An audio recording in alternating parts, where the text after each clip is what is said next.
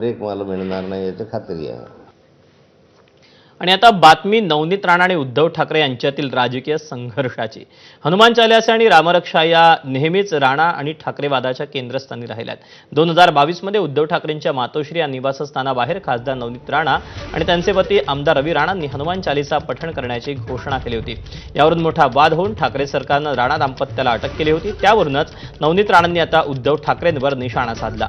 सर्व बर्बाद झाल्यावर त्यांना राम आठवला, अजून बरंच काही आठवायचं आहे, अशी जहरी टीका माजी खासदार नवनीत राणांनी केली. अमरावतीमधल्या कार्यक्रमात त्या बोलत होत्या.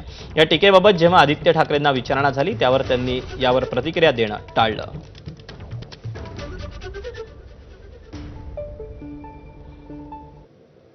जेव्हा ते मुख्यमंत्री होते तेव्हा हनुमान चालीसा नको होता त्यांना. तेव्हा त्यांना हनुमान चालीसा चालत नव्हता. जसा पदावरनं खाली उतरल्या पूर्णच्या पूर्ण पक्ष बर्बाद करून टाकला उद्धव ठाकरेजींनी, तेव्हा जाऊन रामाचं नाव आणि हनुमान चालीसाचा वाचन त्यांनी तिथे केलं. तर त्यांनाही माझा प्रश्न आहे, दादा हनुमान चालीसा तेव्हा वाचली असती तर ना आमदार सोडून गेले असते, ना घर फुटलं असतं, ना पक्ष बर्बाद झालं असतं. विरोधक म्हणजे कोण? शिशी शिशी शिशी. दरम्यान राणांनी जी टीका ठाकरेंवर केलेली होती त्यावर ठाकरेंच्या शिवसेनेच्या नेत्या सुषमा अंधारेंनी काय उत्तर दिलं ते आपण पाहूया.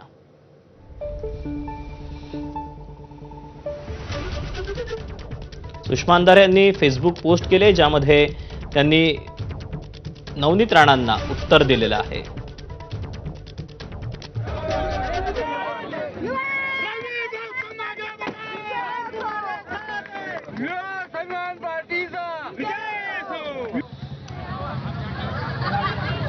नवनीत राणा उगा आपलं डायसवर उभे राहिले की बॉलिवूडच्या कॅमेऱ्यासमोर उभे राहिल्यासारखी डायलॉगबाजी केली म्हणजे तुम्ही फार मोठ्या नेत्या होत नाहीत. ना तुम्हाला हनुमान चालीसा म्हणता येतं, ना तुम्हाला नीट गणेश विसर्जन करता येतं. कुठल्या हिंदुत्वाच्या बाता आणि कसला स्वाभिमान आहे तुम्हाला?